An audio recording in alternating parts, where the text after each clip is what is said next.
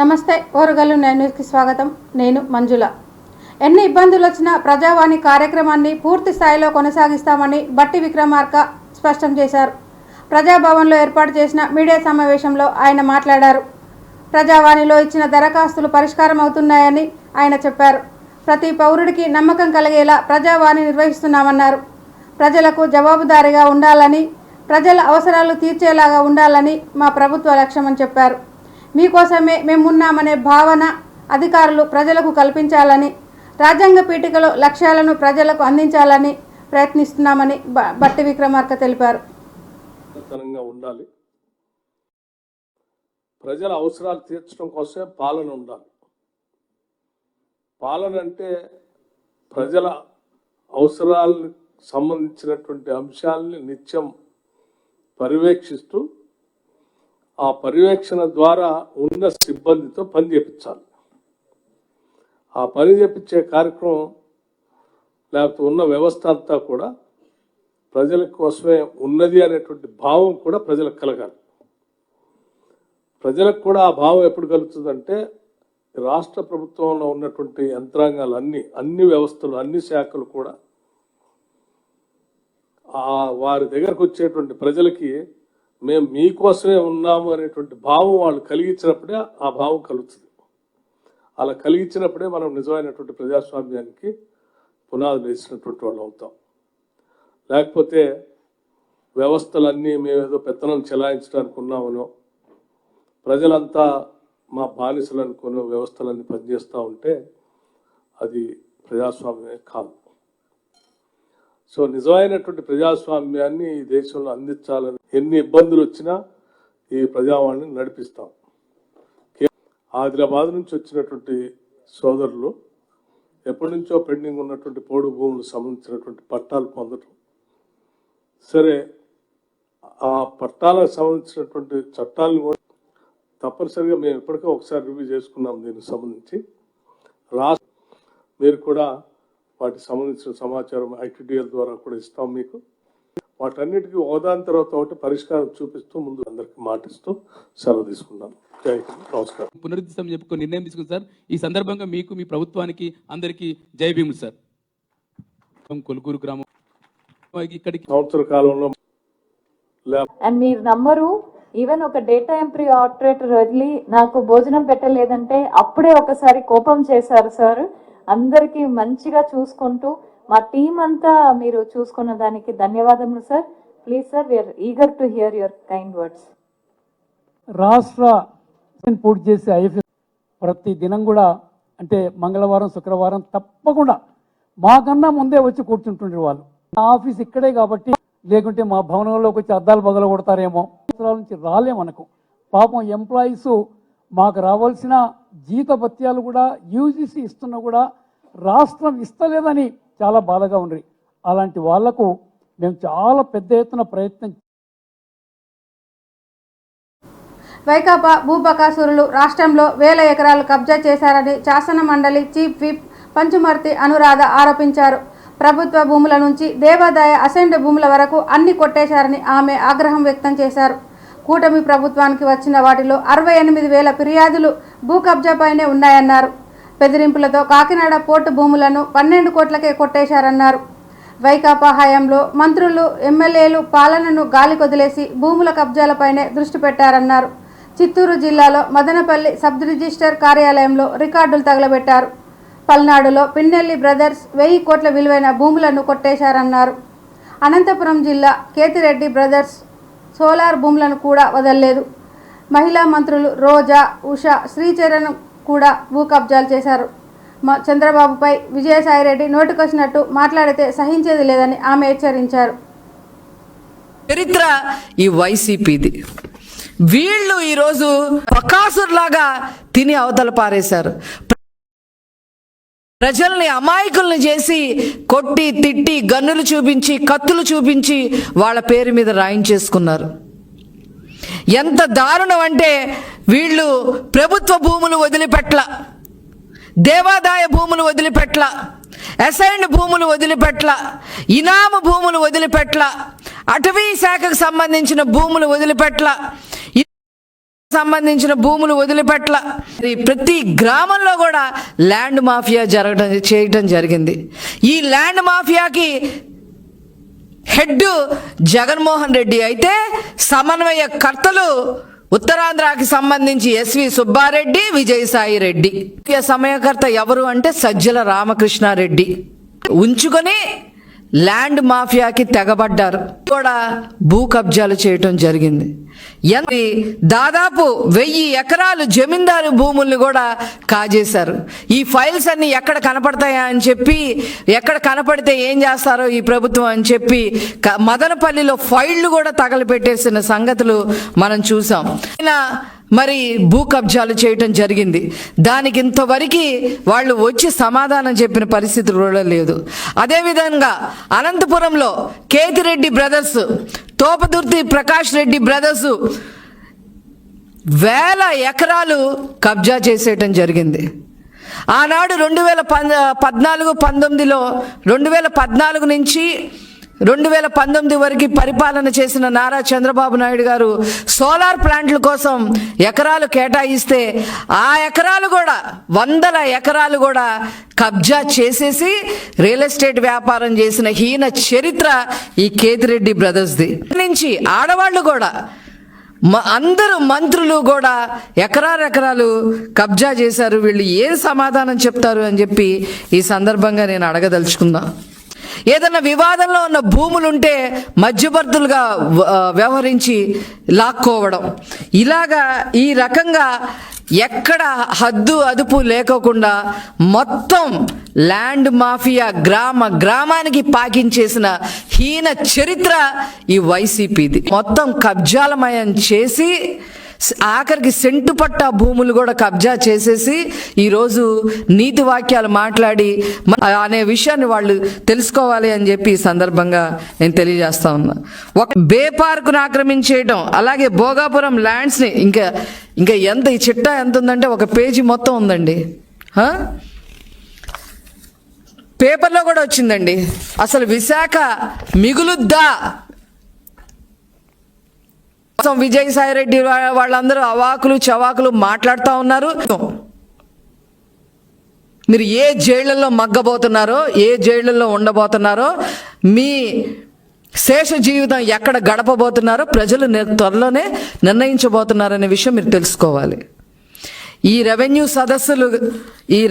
సదస్సులు ద్వారా వీళ్ళ మాఫియా ఇంకా కూడా బయటపడింది, ఇంకా బయటపడతాయి.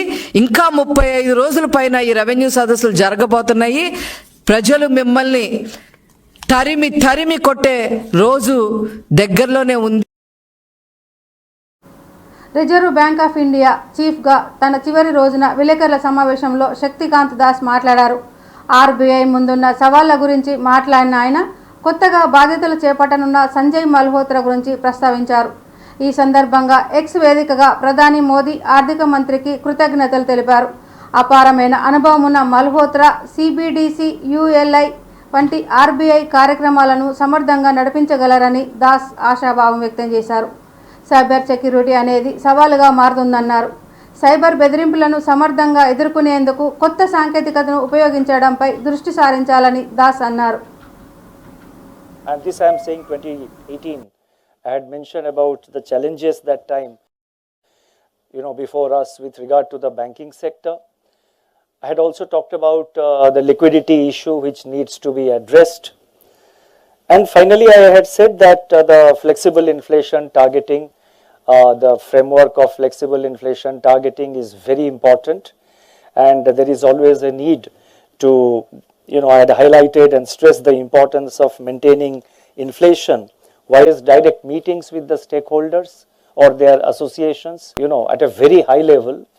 I got excellent cooperation from each and every member of the RBI team. Each of my colleagues, they did their best during the trying times of COVID in the Reserve Bank. So I would like to take this opportunity to convey my thanks to the Central Bank or any institution or organization. It's always a continuing institution. Economic dynamics that is undergoing fast change, the globe.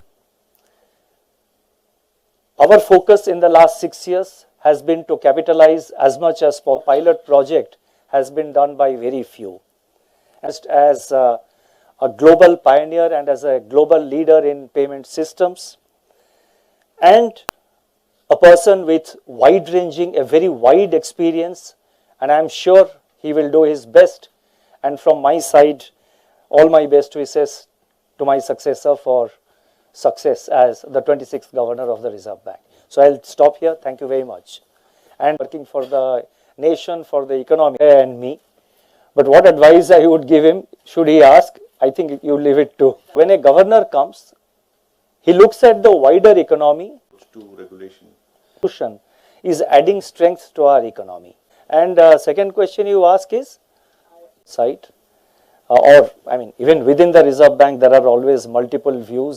Our monetary policy is for others to make. It's a news Differently depending on the circumstances. Yes, please.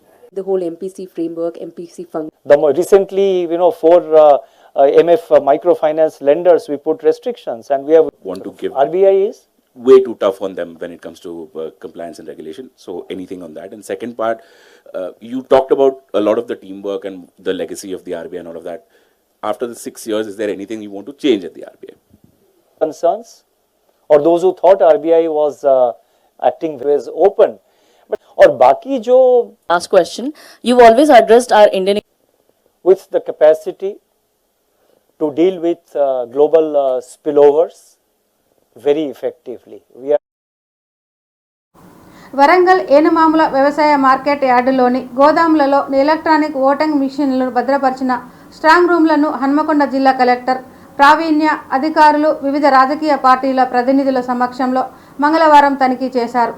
ఎన్నికల సంఘం ఆదేశాల మేరకు 3 నెలలకొకసారి నిర్వహించే సాధారణ తనిఖీలలో భాగంగా collector EVM strong రూమ్లను తనిఖీ చేశారు.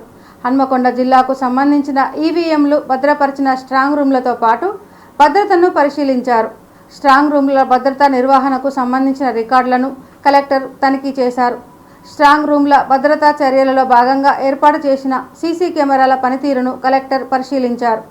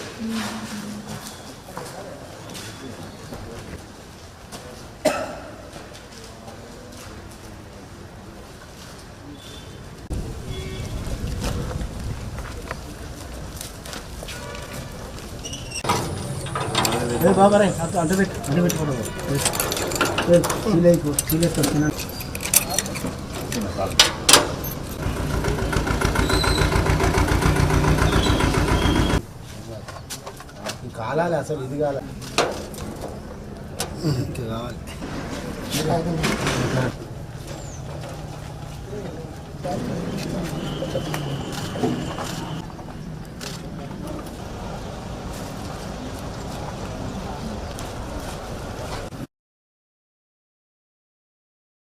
స్థానిక సంస్థల ఎన్నికల నిర్వహణ ఏర్పాట్లలో భాగంగా రూపొందించిన ముసాయిదా పోలింగ్ స్టేషన్ల జాబితాపై ఏమైనా అభ్యంతరాలు ఉంటే ఈ నెల 12వ తేదీలోపు తెలియజేయాలని అదనపు కలెక్టర్ వెంకటరెడ్డి రాజకీయ పార్టీలను కోరారు.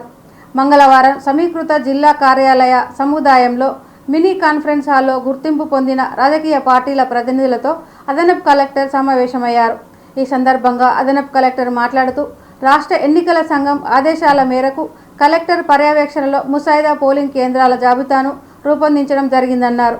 ఇప్పటికే ఈ నెల 7వ తేదీన జిల్లాలోని అన్ని మండల గ్రామ పంచాయతీలలో ముసాయిదా జాబితాను ప్రకటించామని గుర్తు చేశారు. జిల్లాలో మొత్తం 210 గ్రామ పంచాయతీలు 1986 వార్డులు ఉండగా రాష్ట్ర ఎన్నికల కమిషన్ మార్గదర్శకాలను అనుసరిస్తూ 1986 పోలింగ్ కేంద్రాలను గుర్తిస్తూ ముసాయిదా జాబితాను రూపొందించామని అదనపు కలెక్టర్ వివరించారు.